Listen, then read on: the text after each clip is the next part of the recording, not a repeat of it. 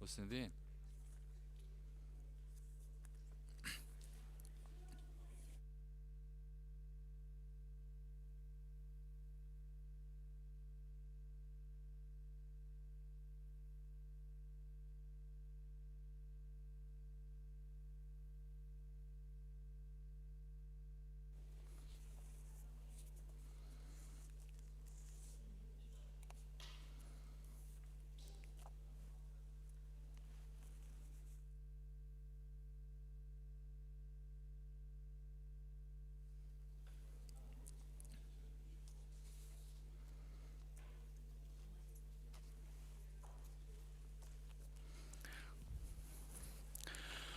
Good morning, dear friends.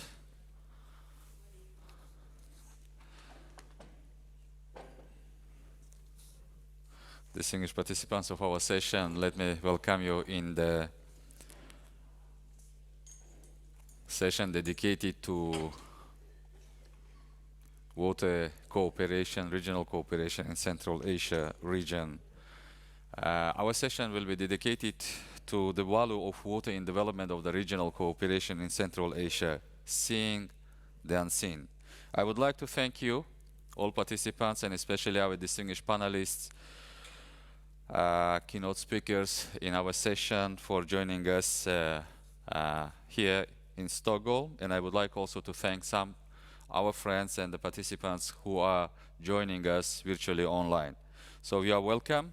I believe today we will have interesting and meaningful discussion on the value of water in development of cooperation.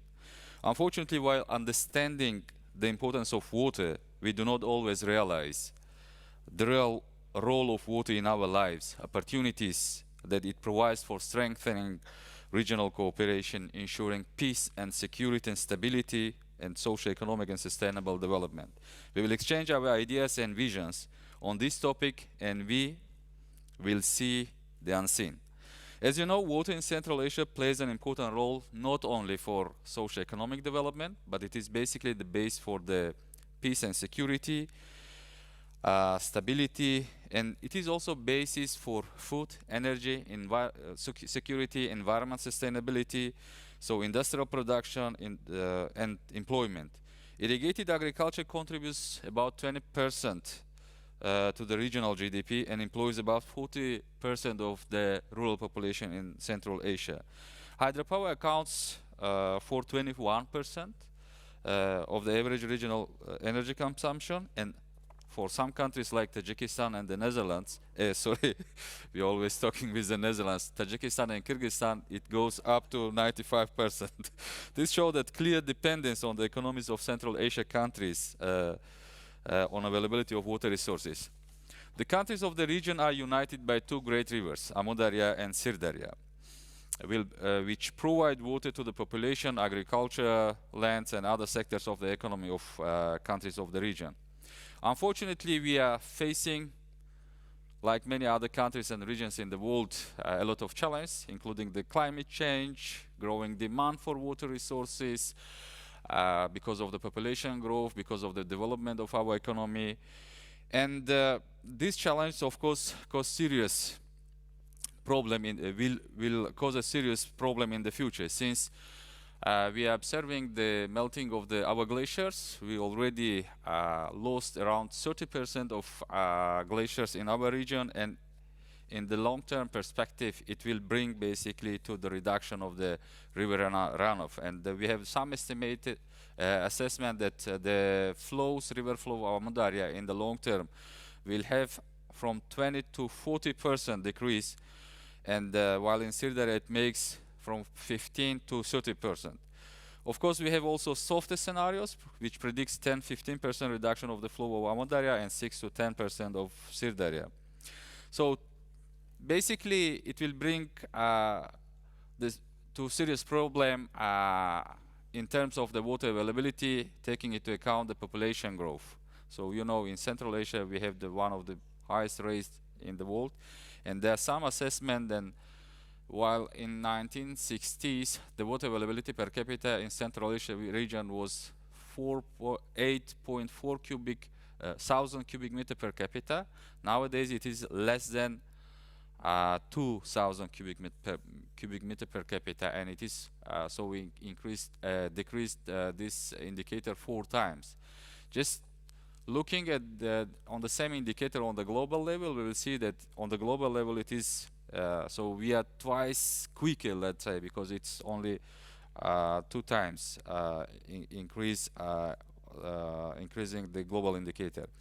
So during the session, the distinguished speakers and panelists representing different stakeholders, including governments, development partners, donor countries, international organizations, financial institutions, as well as NGO, youth, academia, will talk about the value of water from their perspective and share their ideas on how to take advantages of the opportunities provided by water to mitigate climate change impact, improve regional cooperation towards achieving sustainable socio-economic development of the region.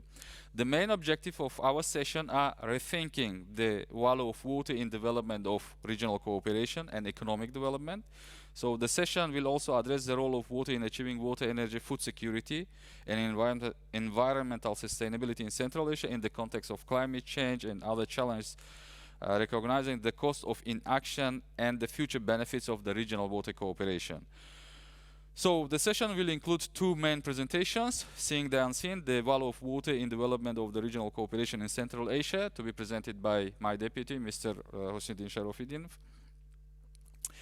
And we invited also our Dutch colleagues, Niels, to make a presentation about the UN 2023 conference perspectives for Central Asia. I think it will be very useful also for other regions to see what kind of perspectives they can expect from the UN 2023 conference, this historical gathering next year. And then we will have a panel discussion followed by a Q&A session.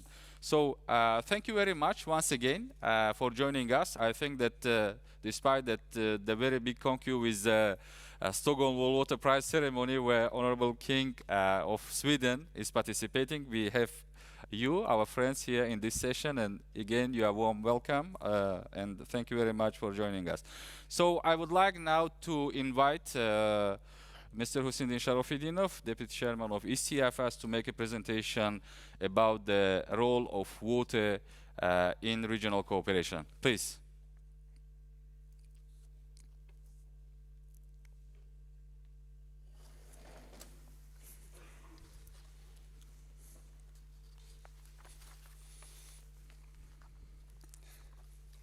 Thank you. Thank you very much, the Chairman.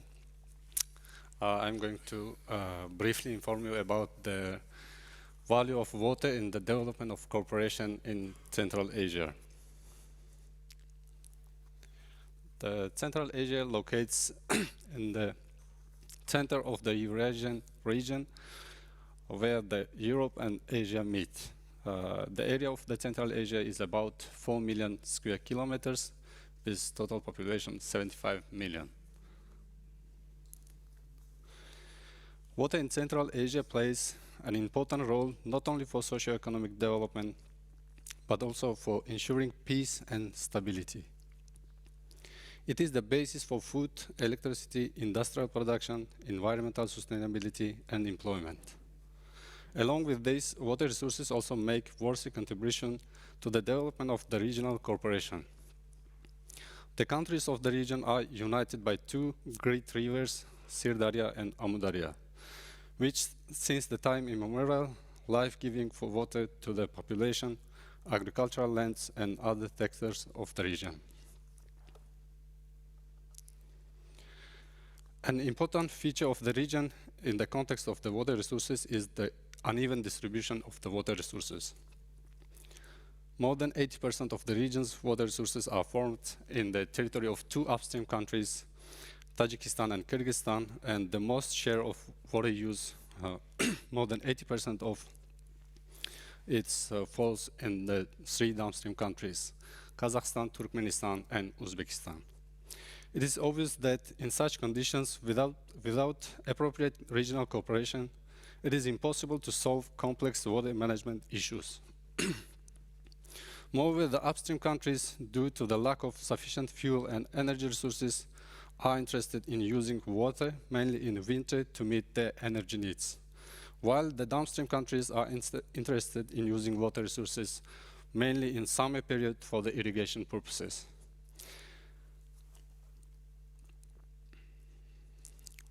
With the collapse of Soviet Union and gaining of independence in 1991, the countries of the region moved towards a policy of self-sufficiency and self-reliance. However, given the transboundary nature of water resources in February 1992, they signed the Almaty Agreement and established the Interstate Coordination for Water Commission.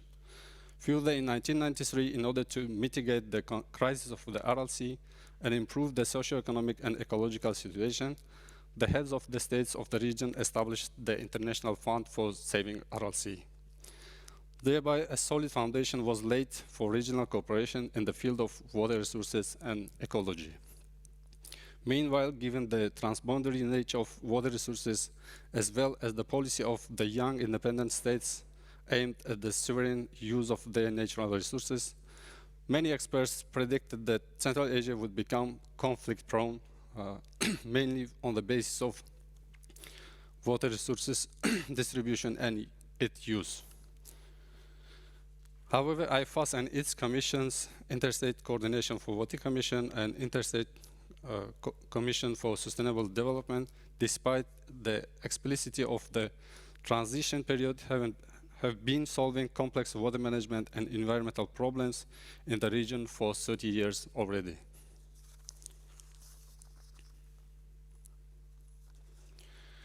Along with these institutions, of course, contributed to the development of the regional cooperation.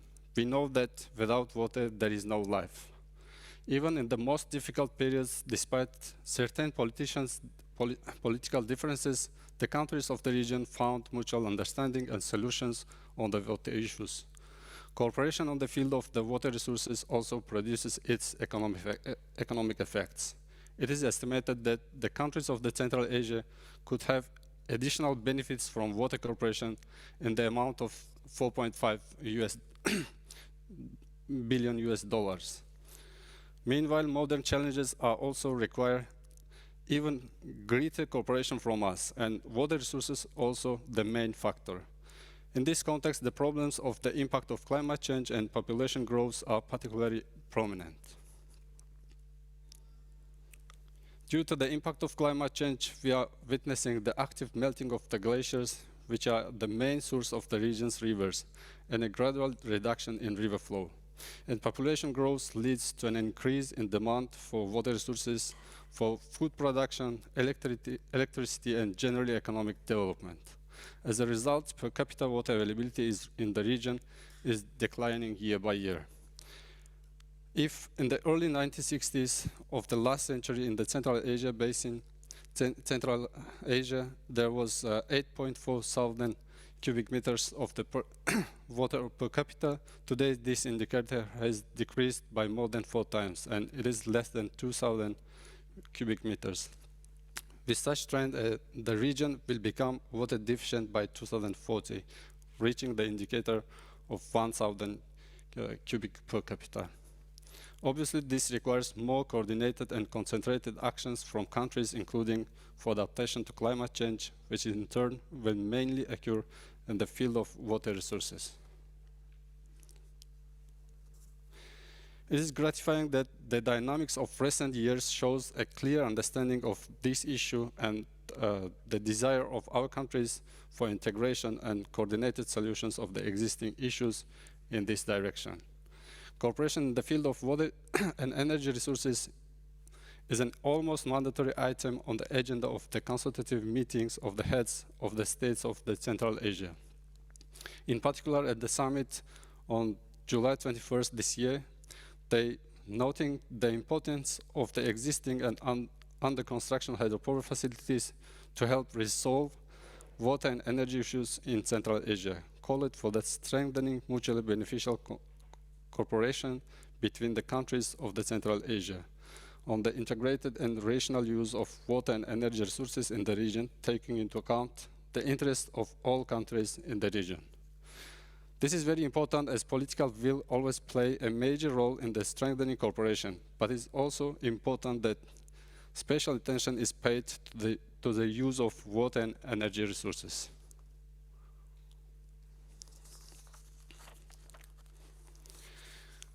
It is important that the heads of the states at this summit stressed the importance of the ongoing reform of IFAS and the need to complete it as soon as possible. As you know, this process is now being carried out by the Executive Committee of IFAS with the support of government of the countries of the region and structural bodies of International Fund for Saving RLC.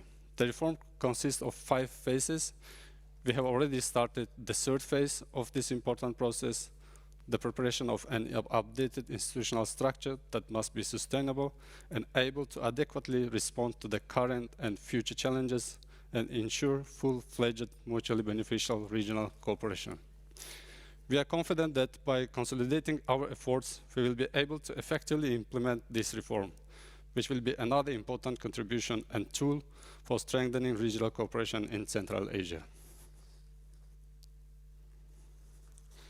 After all, mutually beneficial cooperation in the water and energy sector not only solves existing problems in these areas, but also makes a significant contribution to solving environmental, climate, food problems, as well as reducing the risk of natural disasters. We have all witnessed an unprecedented near global drought this year. Forest fires, the drying up of small rivers and tributaries of large rivers, even in Europe, the loss of crops and livestock in recent months. The media has been filled with such news. The same situation has developed in Central Asia, and only thanks to well-coordinated cooperation, the countries of the region were able to avoid huge losses, which could take place if not the due joint work on the parties. And this too was mainly based on the appropriate regulation of water resources, since it was water that plays a key role in adaptation and achieving climate resilience. Good cooperation between the parties on water issues also becomes the basis for trusting relationship, as a result of which decisions are made on other topical issues on the region's agenda, which in turn lay a good foundation for both integration process and economic benefits. We are glad that we are witnessing great changes in the relations between the countries of Central Asia, both in political and economic directions. Undoubtedly, water plays a significant role in the process, and we are glad that there is a proper understanding of this at the highest level. We will make every effort to ensure that water cooperation continues to develop successfully while providing a solid foundation for further strengthening regional cooperation. Thus, all these efforts will also make an input in ensuring peace, security, stability, and prosperity in the region. Thank you very much for your attention. Thank you very much.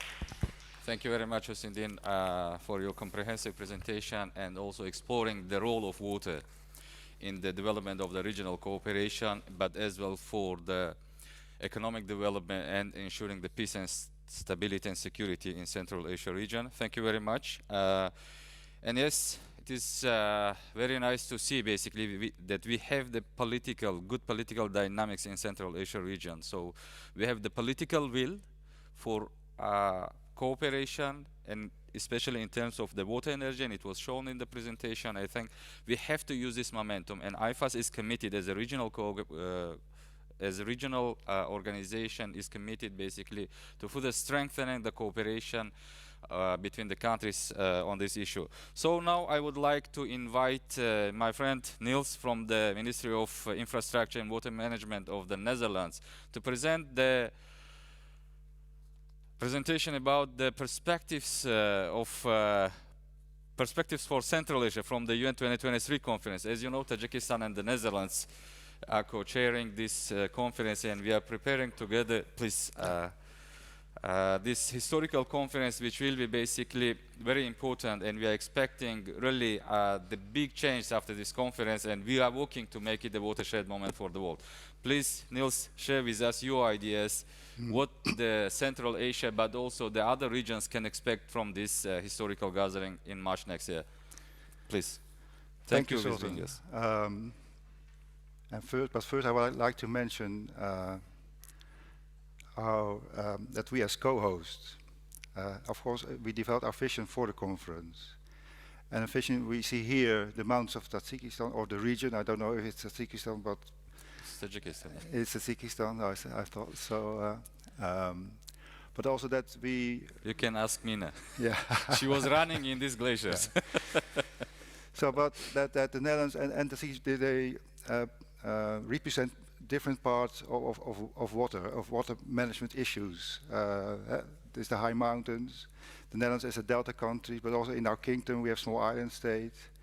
And I must say that from this, from the beginning, I think we built a very positive cooperation.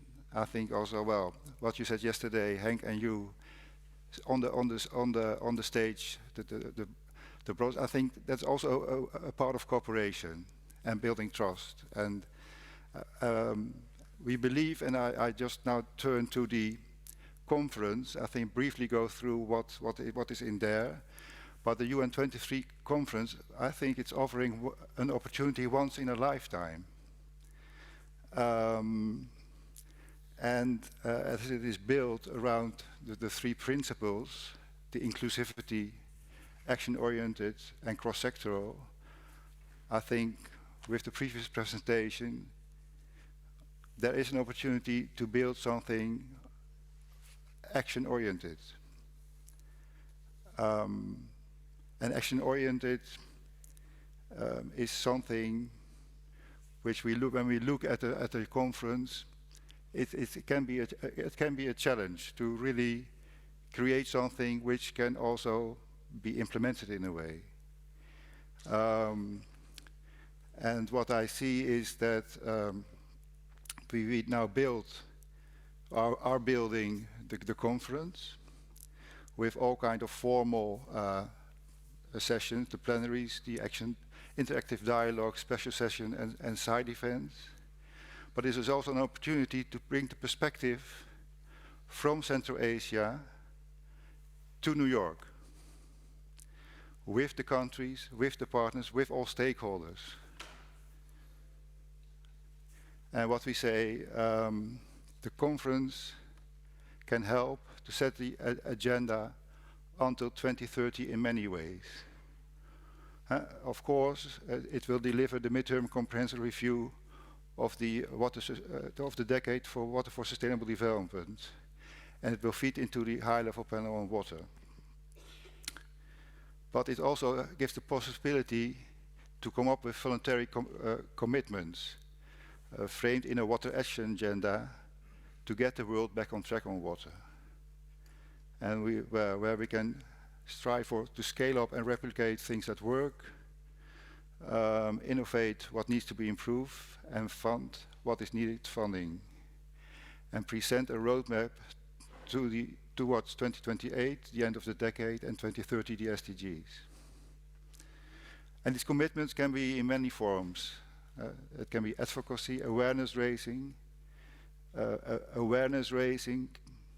capacity building, investment in research and science, data sharing and partnerships, and develop, maintain, and scale up investments, projects, and policies. And that can be done through new and existing coalition. And all these commitments can be assembled in this Water Action Agenda, which will be presented in March 2023. And of course, it will be assessed around the scalability and replicability, and also to see how this can influence the change and create sustainable and long impacts. And we also designed a kind of review and follow-up process on commitments and support this implementation. And we will design, there will be designated moments to take stock and evaluate where we are and how much progress we made. And there's already the opportunity to register the commitments. The UN 2023 conference offers an opportunity to bring the perspectives from Central Asia to the conference in New York, as I said before. I would call upon you also to use this opportunity to build a coalition and create the action needed for Central Asia, to proper value your water resources, to look for the effective transboundary water management and strengthen the dialogue and the mutual understanding which was also just presented. And solving with that the existing water, energy, climate, environmental and socio-economic and other problems in the countries in the region. A joint action-oriented comments of Central Asia countries for the 23 conference in New York can be very helpful to show the world that the spirit of regional cooperation can deliver. And I hope that the panel, which will follow after this, enlighten us with opportunities they see for Central Asia. Thank you. Thank you very much. Thank you very much, Niels. Really, we highly appreciate our partnership on the way towards 2023 conference and I think beyond, because we just started our good collaboration and the partnership. I was saying basically that water united us already, Tajikistan and the Netherlands. Two countries with different nature and with different culture, developed and developing, upstream and downstream, from source to sea. So, and we are learning in this process from each other. I think it's a good example to be scaled up worldwide, and the other countries of the region could follow us basically in this process, having such kind of great partnership, which is really helpful for the water. Thank you very much, Niels. And there will be some question maybe at the end of the session, so I would kindly ask you to be with us until the end of the session, so to answer to those questions. So, dear friends, dear participants, now I propose to move on the panel discussion. I would like to invite our distinguished panelists representing different sectors, as I mentioned, and stakeholders here. So first I would like to invite His Excellency Mr. Jamshed Shoemzodeh, First Deputy Minister of Energy and Water Resources of the Republic of Tajikistan, please. Mr. Simons Binden is the head of the Global Program Water Division at the Swiss Agency for Development and Cooperation. Please, Simon. Mr. Winston Yu, the Water Practice Manager for the Europe and Central Asia at the World Bank. Please. Mr. William Rex, Senior Advisor at the International Water Management Institute. Please. So, Mina Guli, you know, basically Queen of Water, environmental activist and marathonist. Please, Mina, join us. And Ms. Cholpon Aitakunova, the youth representative of Central Asia region. Please take your seat. So before starting our discussion, I just would like to introduce in more detail our distinguished panelists, Mr. Jamshed Shoemzodeh, First Deputy Minister of Energy and Water Resources. We have been working together when I was First Deputy Minister and he was the Deputy Minister of Energy and Water Resources in Tajikistan. Before he had working also as a head of the General Department, the Committee on Investment, State Investment and State Property Management of the Republic of Tajikistan. So his great experience working with us also for Rogun and for Kasa Southern project. So big knowledge in investment side, and then also for the last 2 years working on the water sector. So thank you very much, Mr. Shoemzodeh, joining us. Mr. Simons Binden is the head of the Global Program Water Division at Swiss Agency for Development and Cooperation, SDC. Simon contributes to implement international policy processes on natural resources management with a vision for systems transformation towards the achievement of the Agenda 2030. In this role, he and his team are leading a significant number of programs that bring innovation and knowledge to both policymakers and practitioners to ensure essential support to vulnerable water insecure people around the world. Thank you, Simon, for joining us. Mr. Winston Yu is a water practice manager for the Europe and Central region at the World Bank. He joined basically the bank in 2005 and has carried out projects and studies in the South and East Asia, Central Asia, Eastern Europe, and Africa region. So his special interests include river basin management, hydraulic modeling, flood forecasting and management, transboundary issues, irrigation modernization, water institution and adaptation to climate change. He's currently on the technical committee also of the Global Water Partnership and the adjunct professor at the School of Advanced International Studies at Johns Hopkins University, where he teaches courses on international water issues. Thank you, Winston, joining us. So, Mr. William Rex also has a good experience and in water sector. So prior to joining IVME, he was a program manager of the cooperation in international water affairs program based at the World Bank. During his 20 years at the World Bank, William served as a global lead on hydropower and dams, the global lead on water resources, the team leader for large complex projects, and in corporate strategy functions. William has served on the World Economic Forum's Global Agenda Council on Water, the Stockholm World Water Week's Advisory Committee, and the 2030 Water Resources Group's Steering Board. He was also part of the secretary of the UN World Bank sponsored high-level panel on water, and I had the privilege to work with him, being the advisor to my president in the high-level panel on water. So Miss Mina Guli, Queen of Water, as I said, she's an environmentalist and activist, global activist and marathonist. Basically, she, on 22nd of March last year, or this year, she started this global run, which consists 200 marathons globally. So, and it is dedicated to water and the UN 2023 Water Conference. So, and the part of that marathon was in Central Asia. She ran from the dried up of the Aral Sea in Uzbekistan until the glaciers in Tajikistan, and joined us in the conference in Dushanbe presenting the findings from the marathon. I think you did 15 marathons in Central Asia. So, great ambassador of water and environment globally. Thank you, Mina, for joining us. And Ms. Cholpon Aytakunova leads Central Asian Youth for Water in her role of regional coordinator, co-coordinator for Central Asia and Afghanistan. So currently as an International Climate Protection Fellow of Alexander von Humboldt Foundation, she is carrying out her research at the interface of water, climate and security in Central Asia, with special focus on collective leadership supported by her host institution. So with her team, Cholpon organized a number of youth empowerment activities in water and climate in Central Asia and in Kyrgyzstan. So Cholpon holds a master's degree in politics and security from OSCE Academy in Bishkek. So thank you, Cholpon, joining us, and your engagement in this process really highly appreciated.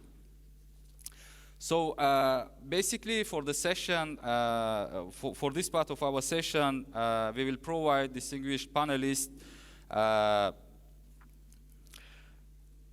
minutes each to first basically present their reflections from the two presentations we have from their practices, and in line with the theme of this session, the role of water in the regional cooperation in Central Asia.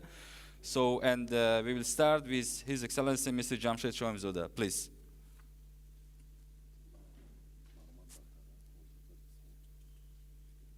You can't. Sorry. Thank you very much, Chair, for the floor. You know that I'm using sometimes notebook, and to see it, it's my small fighting regarding the climate change to not print it. That's why maybe it will be not very comfortable, but I'm trying to do not print. What I see, what I'm getting from presentation of these two presentations, of course, the global cooperation is very important. And we as a country, we as a Tajikistan, feel it every day, especially in the water aspects. Just imagine that Husnuddin in his presentation made that he noted that the Central Asia losing per year 4.5 billion US$ based on that we have lack of cooperation.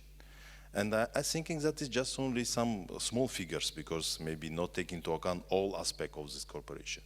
But this just imagine these figures is very high, and based on if we will be get access to this kind of money for each country in Central Asia, the regional development will be very fast.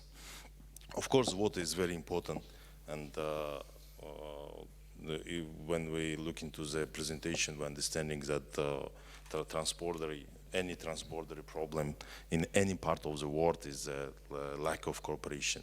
And of course, very important to see that between these issues in transborder water resources is mostly is allocation of the resource, because upstream countries has water, but do not have, for example, in case of Central Asia, do not have oil and gas, and of course using the water for the energy, and of course, as Muhyiddin also mentioned, is that we are spending water for generation of the energy, and especially in summer, and especially in the winter. But the downstream countries needs the water, especially in summer period, when we do not have demand too much to generation electricity. And it's bring us to the big risk in the future, because it's not just only issues of the economical affairs, also issues of the climate change, which Tajikistan feeling by themselves every year. If you look to our region in detail, I think maybe I didn't catch, maybe I have time to present my view a little bit later, just only small answers for the small view for the feedback from presentation. Yeah, Chair. Yeah, thank you very much, Yeah. Jamshed. I think that we have a lot of time basically to have some more feedbacks. It was just, I mean, the short intervention and the main findings from the presentation and the discussion we have basically. Yeah. Then we will continue with the questions from my side, and it will be appreciated to follow. Yeah, thank you. In this case, just only want to mention, just imagine that how is important the global cooperation, and as you mentioned, as the chair mentioned, is that the two countries with different culture trying to change, trying to bring the water agenda is a very necessary level. And the main point is the focus in Central Asia, just only the figures of 4.5 billion of the lack of the cooperation. It's, I think, is which very important, which I get from this presentation. Thank you. Thank you.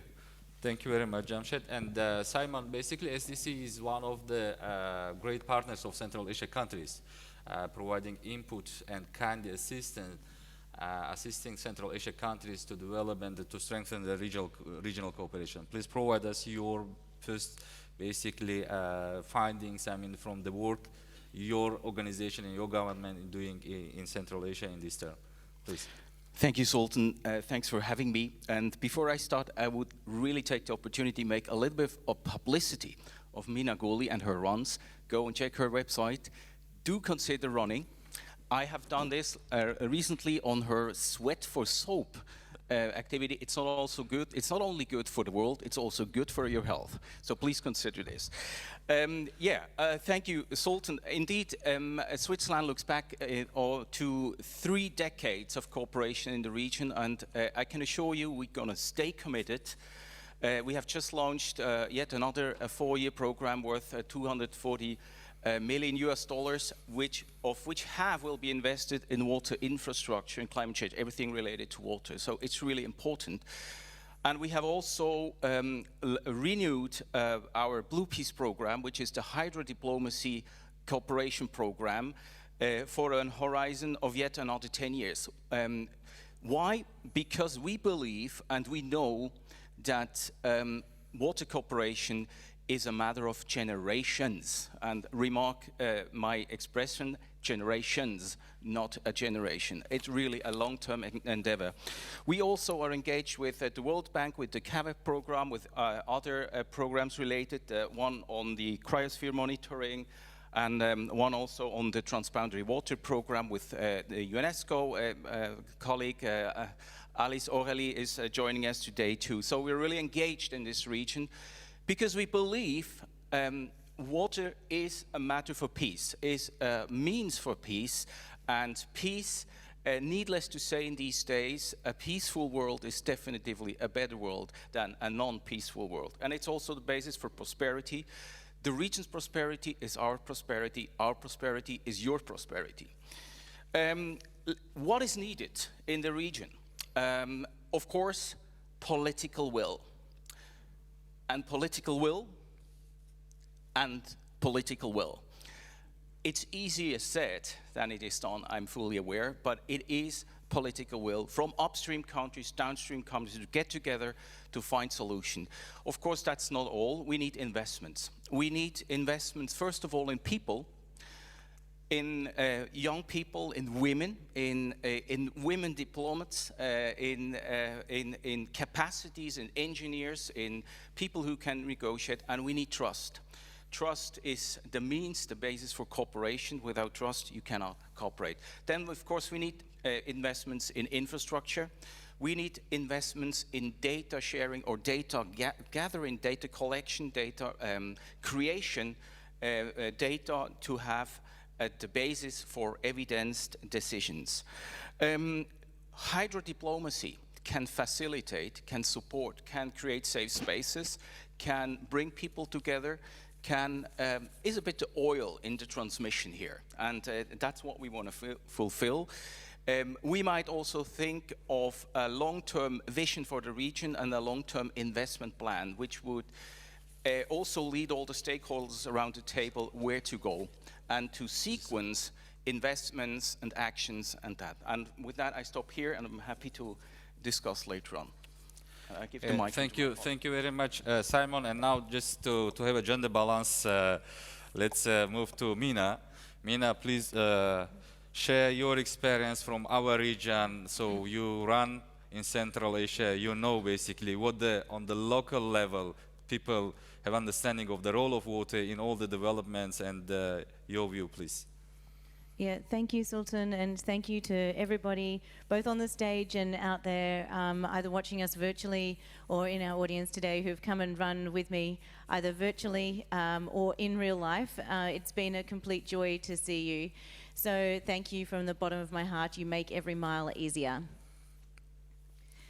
I think my reflections are based on not only the time I've spent in Central Asia, but also the time I've spent on the road in various different places. And I think my core takeaway from all of this is that we know here in this room that we're in the middle of a water crisis.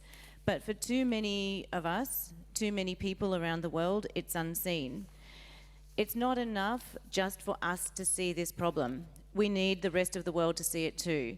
And not only to see it, but to take action to solve it. Action by governments, action by companies, and action by individuals. Again, not just us in this room or watching online, but people around the world everywhere. Over the last few months, since World Water Day, 22nd of March, I have run 85 marathons.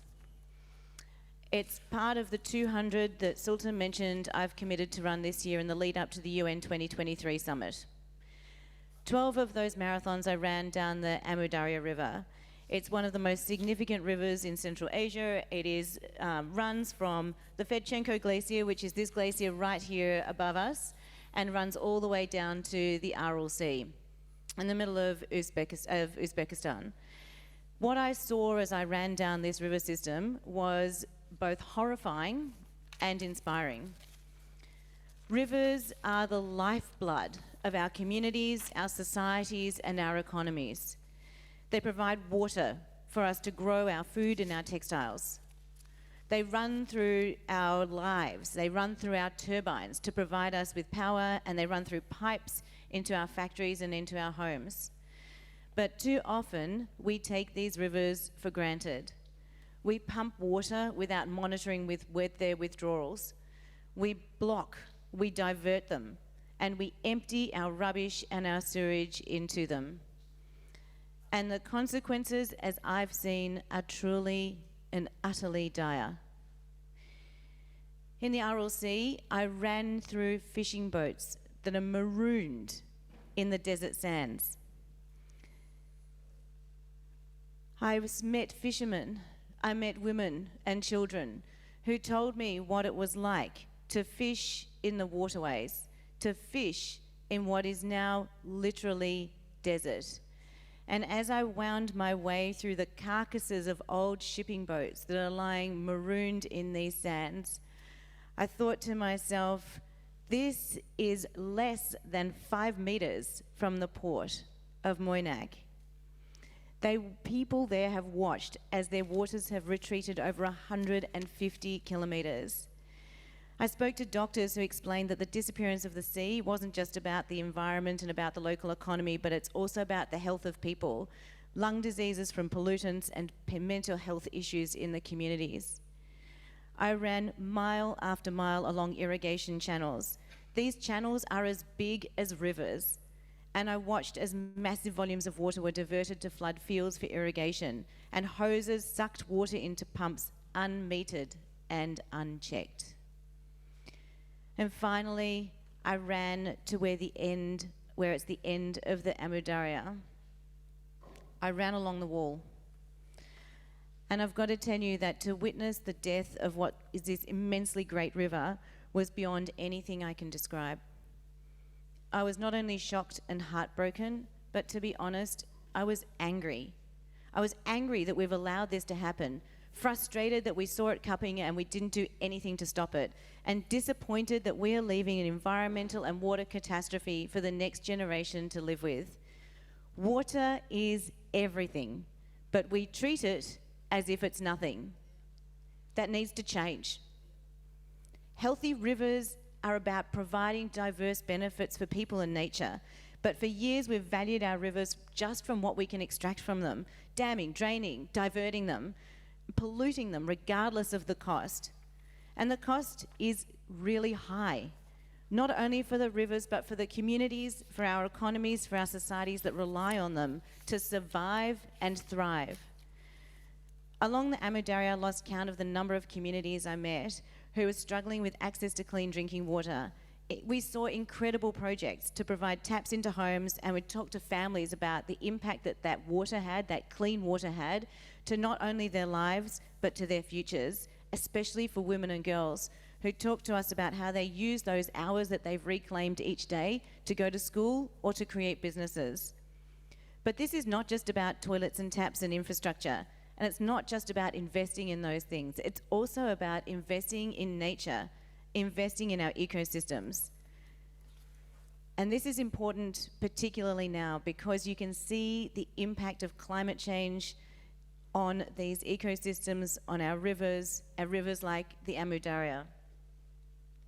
Along the journey, when I met women, farmers, families, kids, and government officials, they told me about the impact of climate change that they'd seen firsthand. And I've got to tell you, flying over these rivers, journeying up to the glaciers by foot. So a couple of my marathons I spent literally climbing up the glaciers like the Fedchenko. You can see the visible signs of the glaciers retreating. And the people in the communities there will tell you that they've seen it with their very eyes over the years. Streams of water now flow out the bottom of the glaciers. Bridges and roads are washed away by floods. This is the problem we need to solve. We've got rising demand for more water, which we need to fuel our populations and our economic growth. And on the other side, we've got less water available to meet those demands. This is a problem not only for Central Asia, but it's a problem for our planet and our world, our economies and societies, and all of us here in this room. Look, change is not easy. I recognize it, especially where you've got shared river systems which require collaboration across boundaries, where you've got competing interests, food, energy, and communities.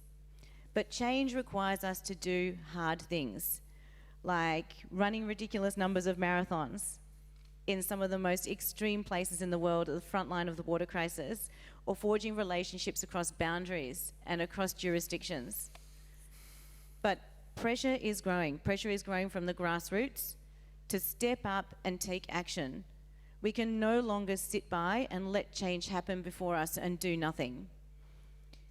Along our journey, I was greeted by entire towns. We're not talking 5 or 10 people. I'm talking about thousands of people turning out on the streets to wait for us, to share this journey with us, and to celebrate the need to take action. They are stepping up to share their water stories, Kids as young as 6, teenagers, women, girls, mums, dads, government officials, stepping up and saying the time for action is now. We have no time to waste. And this movement is growing far beyond Central Asia into the world. Since we started when I was one person running in a desert, we now have people in over 193 countries around the world stepping up and saying to all of you here, all of you watching, everyone everywhere in a position of responsibility in the halls of power or in the governments or in the CEOs and boardrooms, we need you to step up and take action on water. This is not about just getting out and running. This is about committing to concrete steps towards solving our global water crisis. So what am I asking? I'm asking all of us to take the lead from the leadership of the government of Tajikistan and the government of the Netherlands and say we too can step up and be leaders. We too can commit to run blue. We too can commit, doesn't matter what you run in your lives, your companies, your households, or your daily decisions, to step up and say, we commit to taking concrete action on water, to working together to solving this global water crisis, and to putting water front of mind. Because only when we reach across our boundaries, our barriers, our borders, and engage in regional and local collaboration, can we truly protect the one thing we cannot live without, and that's water. Thank you very much.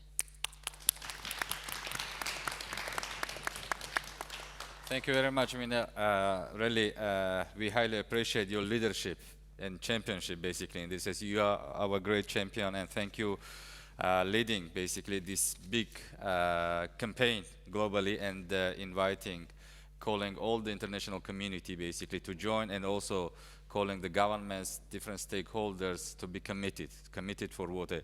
Thank you, and 85 Marathon. Big applause. Thank you very much, and now I would like to give floor to Winston.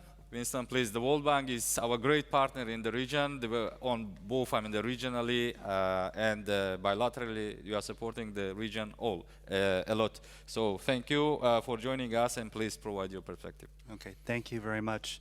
So for us at the World Bank, for me and my colleagues, water management is very much about conflict management.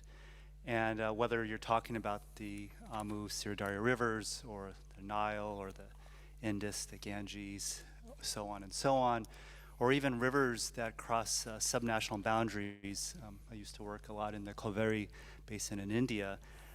Whether we're talking about the competition we're seeing between cities and agricultural rural communities, between rural areas and the environment, or whether we're talking about a simple dam and whether or not we should be storing water in that dam for communities to irrigate in the coming irrigation season, agriculture season, or if we should release that water today to generate energy. It really is all about conflict management and these very difficult, sometimes politically and otherwise, trade-offs. Trade-offs amongst different groups of people, who has voice, who doesn't have voice, trade-offs across sectors, trade-offs across users, and even as Mina mentioned, maybe trade-offs across generations, trade-offs between present people and future people. And so, even though the inherent nature of water management is about conflict, and though that might make for good fodder for movies, I think all of us in this room that the evidence shows that water can actually bring people together, bring communities together, to bring countries together. And in fact, my colleague and I, Anders, back in 2007, we wrote a piece for SIWI where we were arguing that that cooperative management of shared river basins is an important public good in itself, that can be a source of regional public goods. Now, I think our colleagues in Central Asia are well aware of this, and probably you all are too. If you look at Central Asia, the water certainly, as Mina illustrated, unites all these countries, flows across these borders, connecting landscapes, ecosystems, and the actual people across these countries. This water endowment, has been said, and was said earlier, really has contributed to the the food, crop production you see, and energy production and so forth. Central Asia, as was mentioned in the beginning, recognized this very early on since independence, and so, established this ICWC in 1992, essentially recreating the institutional framework for water allocation that had existed under the Soviet Union times, but adjusted to very new realities. And then later, as you all know, established IFAS, the gracious host of this event, to focus on the RLC basin and look at integrated management of the RLC basin, a focus on water quality, ecosystems, and socioeconomic development. And so, in a lot of ways, I want to, highlight IFAS and its role as a formal cooperation mechanism, which has served quite well the region for the last 30 years. So, my admiration and kudos to IFAS for creating some stability in that conversation. But, all of you are here for Stockholm Water Week, and you've attended many sessions, and I think we all recognize, as Mina is urging us to do, that we do have a crisis and that we have very new challenges on the horizon. In Central Asia, depending on who you talk to, population, I've seen estimates between 90 to 110 million by 2050. We are in the midst of an energy transition. We are in the midst of a food crisis. We have a war, a Ukraine war happening that is changing the way people are thinking about both energy and food. And on top of that, as was mentioned earlier, we have climate change. We see increasing hydrological variability. We're seeing droughts all around the world. I mean, it's quite astounding. Even in my own country, in the Western United States, you see rivers driving up. And so, how reliable will these supplies of water be for the future? So I'm quite hopeful, and I'm quite delighted to see the many initiatives that the countries in Central Asia are currently undertaking to address some of these challenges.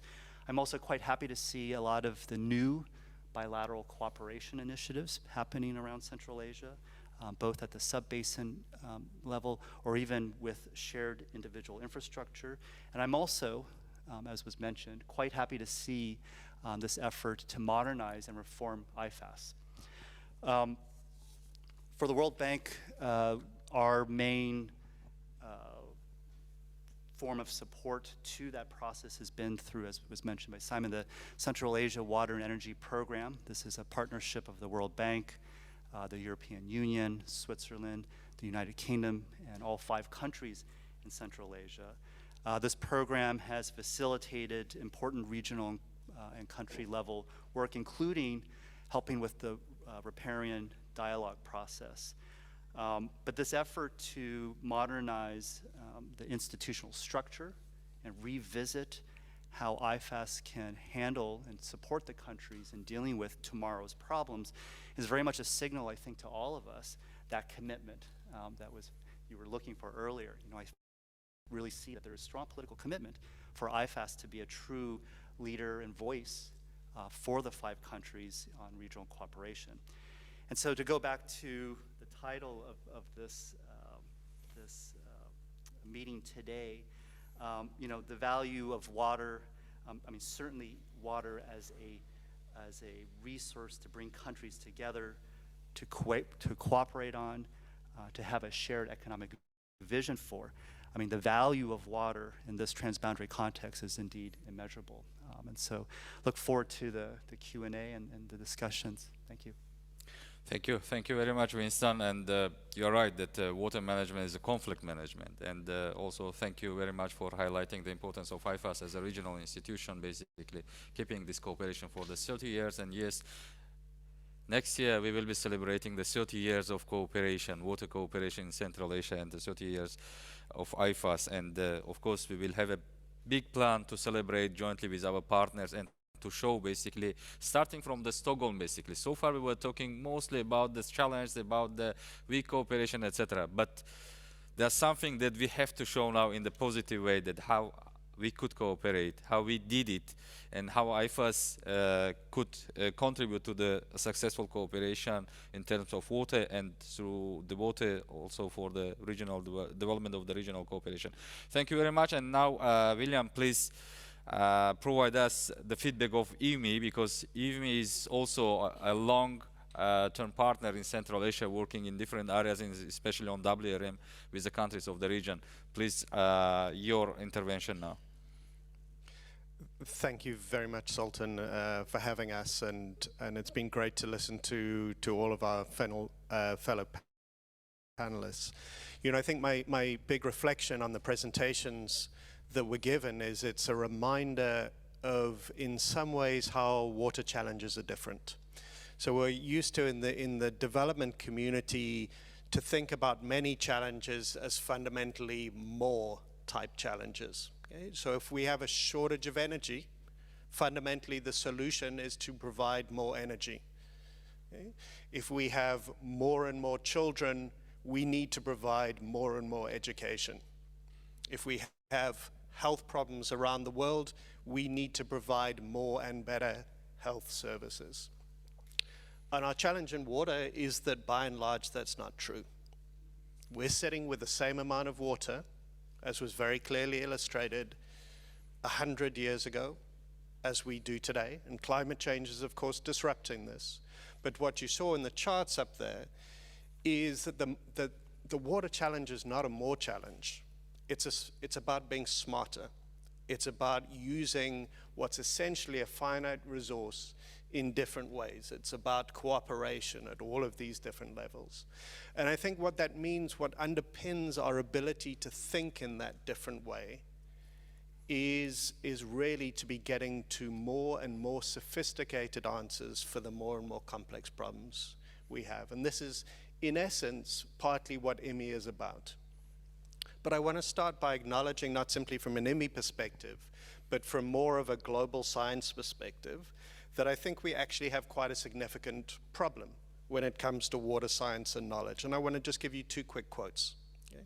So one was from Nature Sustainability Journal, basically 1 year ago. This is one of the more influential journals in the world on these topics. And they said, "In a world suffering, as we speak, from increasing threats of both too much water and not enough at the same time, water studies needs to confront the reality that it may be pursuing too many publications and not enough ideas. This is an untenable model for the field and a potential danger to society." That's a pretty strong editorial in a leading journal. If we go back a little further, so the National Research Council in the US in the early 2000s said, "At the dawn of the 21st century, the United States faces a panoply of water problems that are significantly more numerous, complex, and larger in scope than those of the past. Increasingly, the science needed to resolve these water issues in workable ways is not available." So this is from one of our best resourced countries on earth, and they're saying science is not delivering. Okay? And it's for this reason that I think we all need to think very carefully about whether we're on the right track. And IWMI has launched a process in cooperation with yourselves, in both the Tajik and Dutch governments, to think about how we and all of our partners in the world of water knowledge and science can be trying to close this gap. And it's effectively a policy science gap that plagues the water sector. And we'll be doing a series of regional consultations, including one in Central Asia in the coming months, to have some specific conversations on this, and we hope to feed it into your broader UN process in the coming year. Thematically, how do we get much smarter about the way that we close this gap? So that's, I think, one opportunity for us to reflect on. And of course, it's a two-way problem. So part of the problem is the science that is being produced is not really relevant to policymakers. And then the other side of that problem is that policymakers and politicians are not always listening to the science. And of course, we can get into how do we close those gaps over time. I think from our perspective, what's really valuable about IFAS developing medium to long-term programs and articulating those publicly is it does create a sense of what are the potential priority knowledge gaps that need to be filled in your region.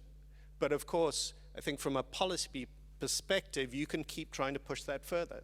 And you can be thinking about, given that we've now articulated our program, how would we work with the science community in the sub-region to try and say these are the real priorities? We simply do not have the knowledge or the science to underpin some of our key policy dilemmas, and will you please step up to the plate? And I think that's a really valuable message to the science community. I think at a very practical level, you can certainly be looking at more effective ways of making data more transparent, because at the end of the day, anybody who's into science follows the data. And so the more you do in that space, I think the more science you will get in that space. And then I think there's a huge opportunity as well to be, thank you, to be looking at how do you mobilize the hundreds, if not thousands, of masters and PhD students out there, of young people who are really want to help on these issues, but don't necessarily have the right connections, the right data, or the right opportunities, or even the right priorities. And so I think we can all work together in starting to close that gap. Certainly, IMI and many of our partners would be very happy to support that process.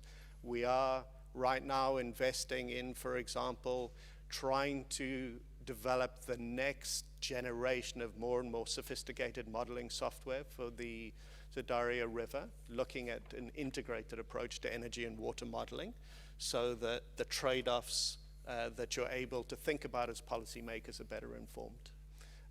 But yes, we look forward to partnering with you. Thank you. Thank you very much, William, for sharing your view, and also from the global science perspective, what's going on. And we are really right that we need basically to closing the gap between the policy and science, so to have more effective cooperation and partnership and implementation, of course. So now I would like to ask Cholpon to share the youth perspective, the short intervention, I think, at the beginning, and then we will start also some Q&A. Thank you very much, Sultan. Thank you very much, IFAS, for inviting us. I think just the very fact that our voices are valued and you wanted to hear them, I think this is the great example of action towards inclusion. So excuse me for my modesty, but I'm very, very proudly representing youth of Central Asia today, as well as the global network of women in water diplomacy, initiated from the Nile Basin, but then which extended throughout the world towards Central Asia. So I'm the regional co-coordinator of Central Asia Youth for Water Network, and to answer to your question, Sultan, I think the one, well, it's actually a lot, but the one thing which young people can bring in to this cooperation towards greater collective action for one future is this thinking above and beyond our own interests, but for one future and accept one interest, which is water. So Central Asia Youth for Water Network is the network which represents young people, over thousands of youth from 5 countries of Central Asia plus Afghanistan.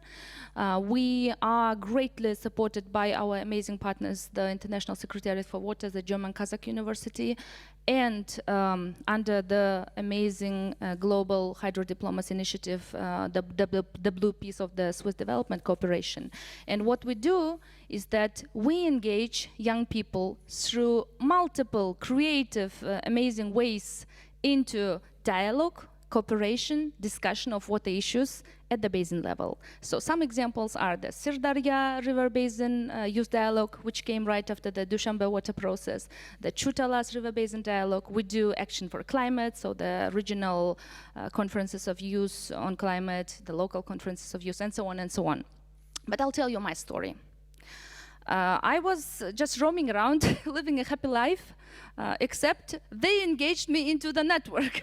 And when I say they, it's basically my peer youth colleagues. And when I got into the network, I basically knew nothing of water and the value of it. And what happened is that through this engagement, I was learning and learning every day, getting my curiosity, confidence, growing. And you know what? The funny fact now is that I cannot, but most importantly, do not want to get out of this anymore because I want to continue to work in water and for water, but then also really bring this all the valuable things that the young people can do. And when we say young people, it's exactly about not just this enthusiasm or I don't know, this creativity. Yes, it's really about the new perspectives, new ideas, new ways of seeing things, and really doing things. And yeah, I would like just possibly also reflect a bit on yesterday's Junior Water Prize Award that was in the Stockholm World Water Week. And you know, so basically, when all of the prize winners were asked this question, so how do you feel when you get this award? And one of them said it was self-esteem. The second person said, I discovered myself through this journey.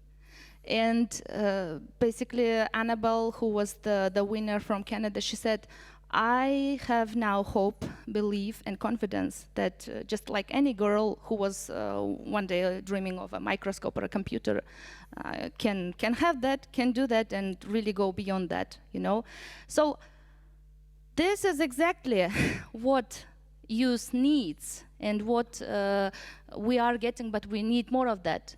We need support, we need to raise our confidence, to help us believe in ourselves, because we can also do a lot. So yeah, thank you. Thank you very much, Olpon. Your voice is valued. Your engagement is appreciated, and your role is recognized. The youth really plays the great role in our future, for the future of the Central Asia, but globally future, of course.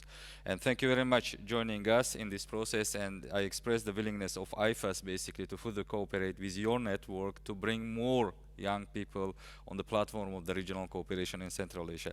Thank you very much. And dear friends, dear participants, basically I have a number of questions to our panelists, but in their intervention they already somehow touched basically those questions which I specifically mentioned. But in the interest of the time, basically now I would like to give a floor to the auditorium. So if you have any question to the panelists, please. Otherwise, at the end, I will invite also our distinguished panelists maybe to add what has been said by them before.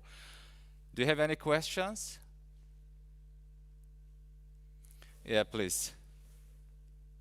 Meranges, could you help with the mic?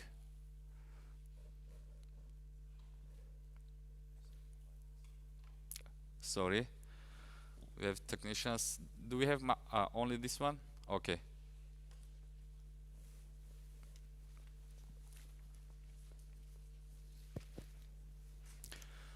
Please introduce yourself. And yeah, thank you so much, and good morning, everyone.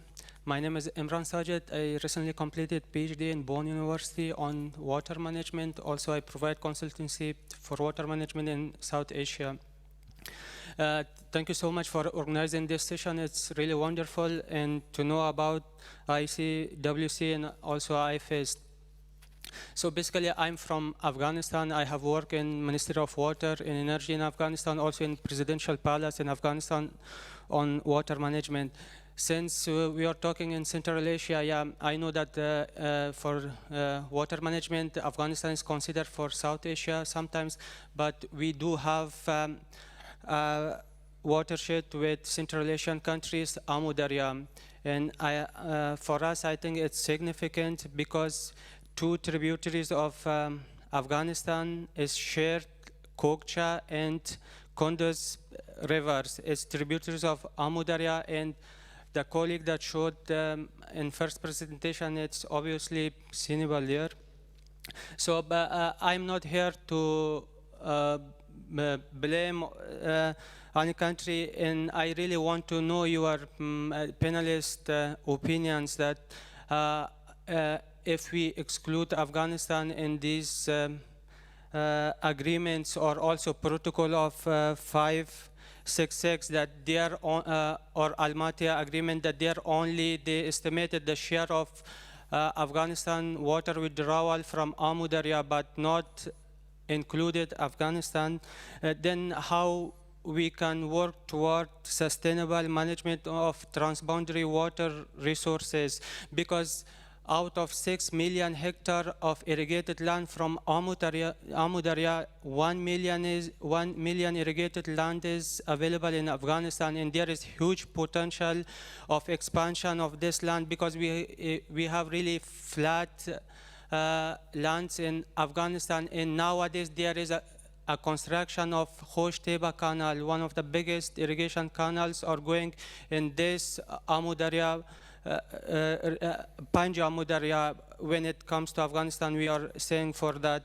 So these are some facts that I am bringing here, and I want to know you, any of you's opinion that how it works, because yeah, the water is also generated from highlands in Pamir Mountains in Afghanistan, and then there is irrigation activities going on. And I do accept that due to domestic complicated situation in Afghanistan, it is hard to work, but it will change. Yeah, thank you, Iman.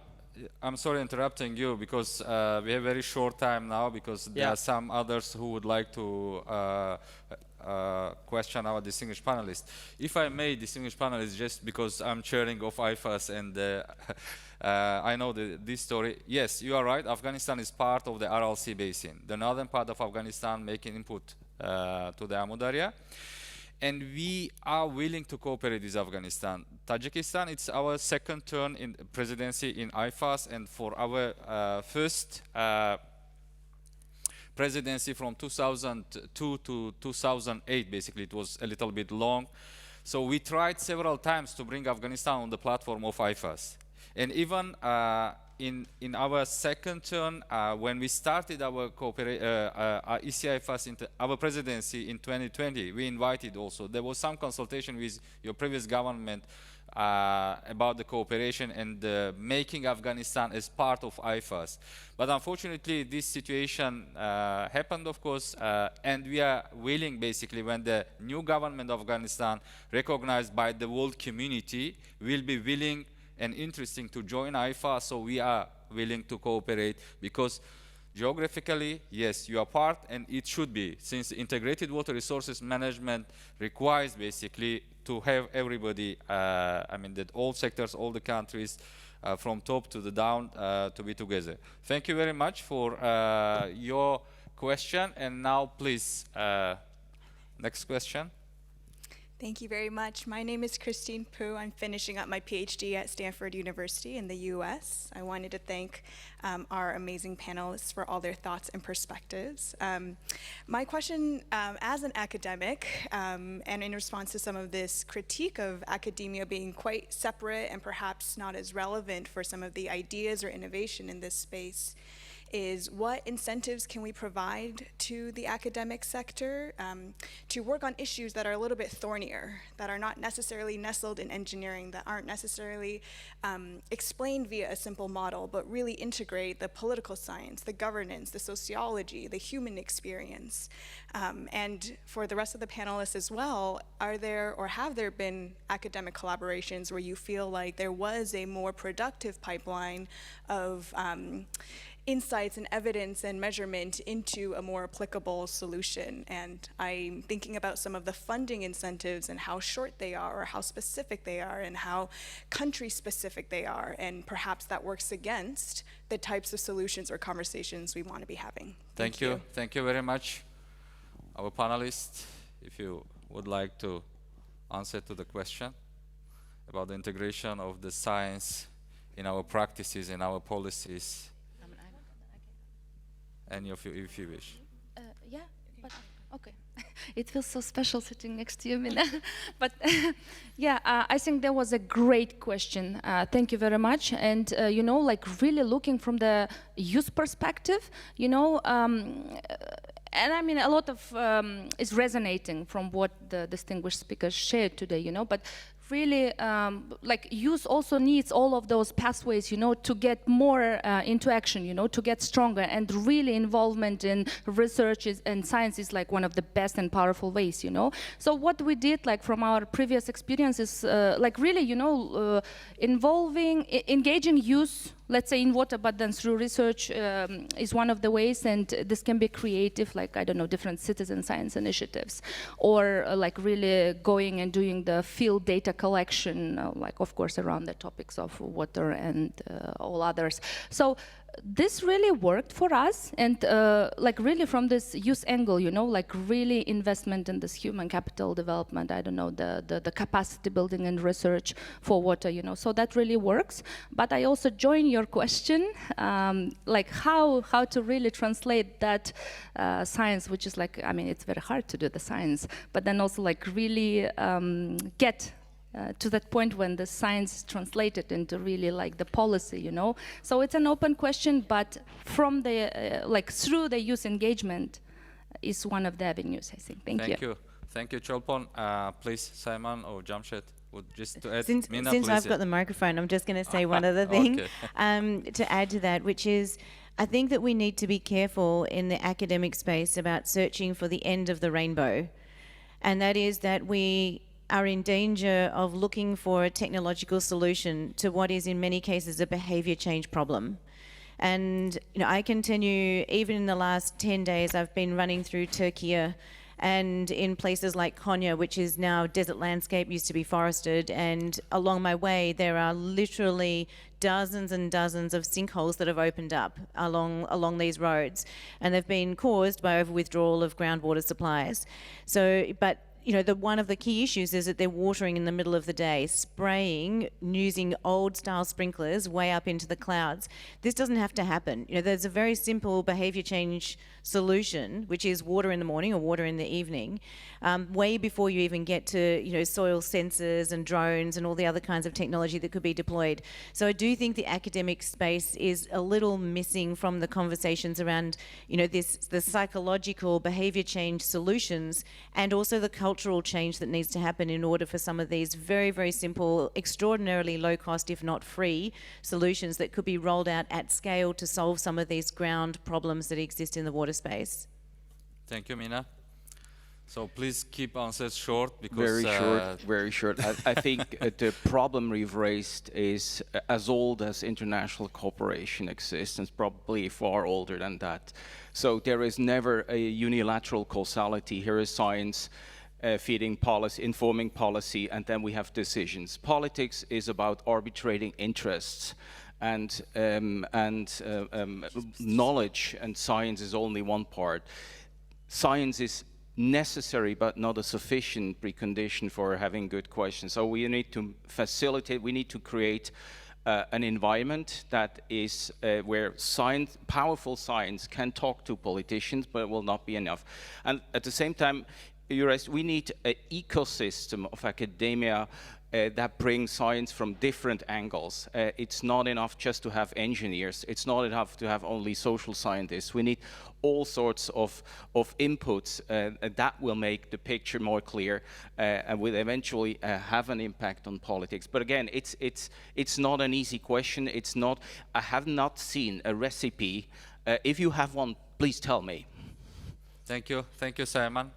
So, Jamshed? Yeah, very small, because previous speakers already mentioned it. I'm as a representative of the governments, I say that the solution need now, not tomorrow, not day after tomorrow. We need solution yesterday. And sometimes, unfortunately, we use in some solution, maybe not obviously, but workable. Is a big issue for us. We're understanding, but the customer, the population cannot wait.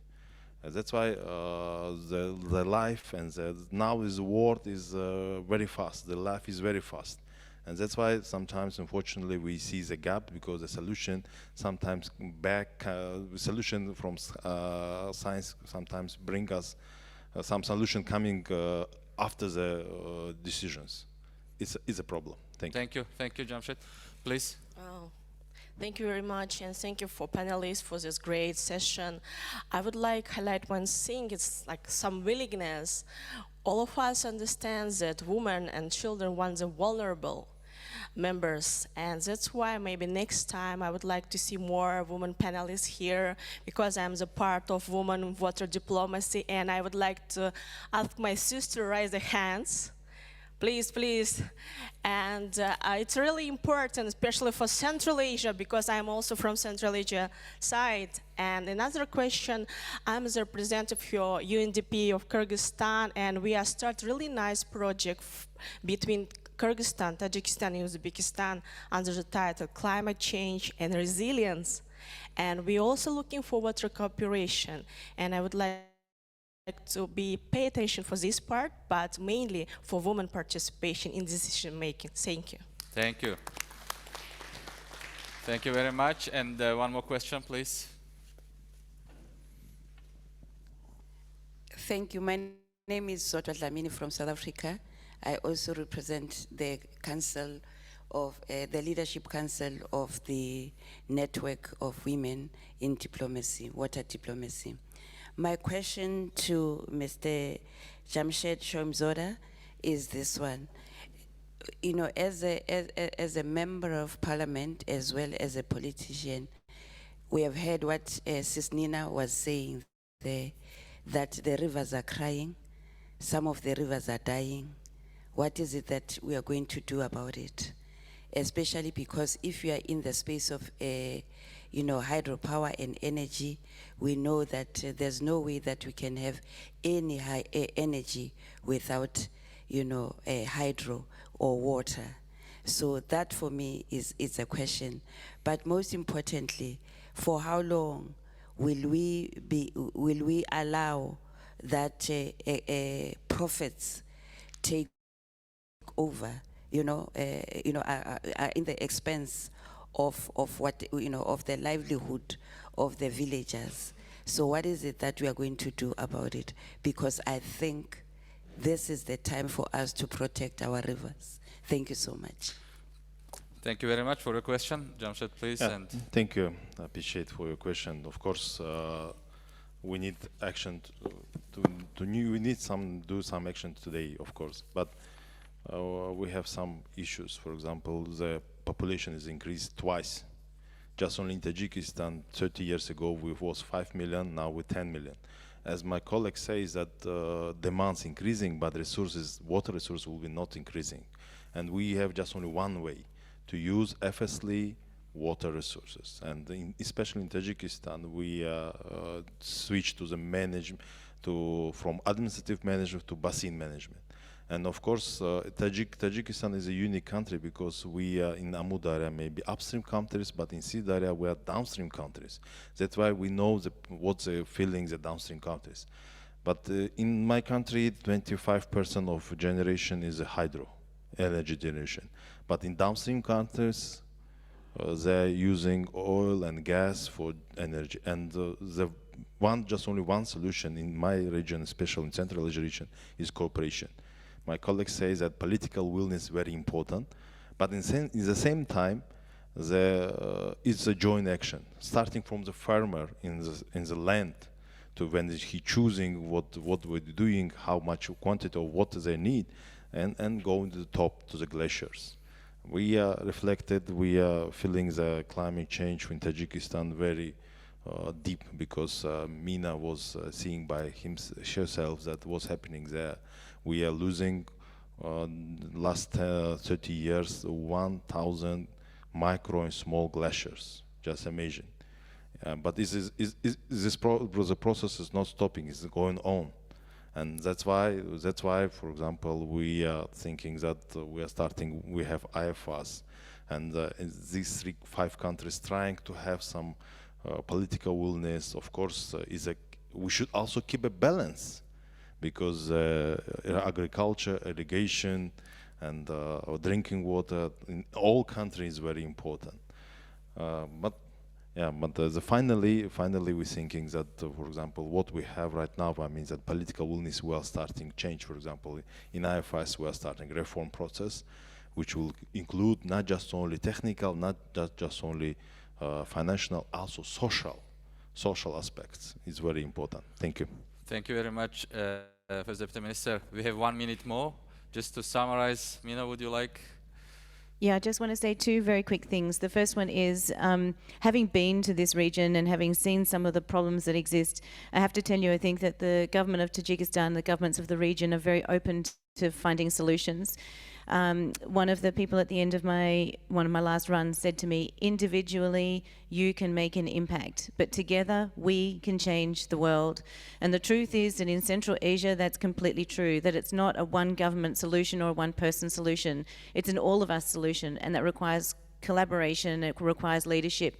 And for the first time, I think, over the last couple of years, we've really seen the government of Tajikistan step up and be joined by other governments from around the region. So whereas when I started the run, I had questions, now I don't just have hope, I have confidence that this region will find solutions based in collaboration and cooperation going forwards. I think the only other thing I wanted to say is, a little bit of a plea to the women, the girls, and the minority communities out there, which is something an Indigenous leader said to me when I was running through Australia. And he said to me, decisions would be better if leaders could understand that things are different on the land. This is our responsibility to step up and have our voices and our stories heard, not just those of us in this room, but those of us on the ground. So to those of you who are out there on the ground speaking to people, please lift up their voices in the lead up to the 2023 summit. They need to be heard, their voices need to be heard, and their faces need to be seen. So please encourage everybody to participate and work towards this 2023 summit. I may be running, but we're all on the same road. Thank you. Thank you very much. It's basically the best summary I think we could do for this session. Mina, thank you very much, highlighting all this discussion basically. But just to add, basically, we are committed. We are committed for cooperation. We are committed for action. We are committed to bring together the youth, women, all the stakeholders in our regions towards water, towards our future, because water is our life, basically. Thank you very much, distinguished panelists, for being with us, for sharing your thoughts and ideas. And thank you very much. Enjoy your staying in Stockholm and the World Water Week. Thank you very much.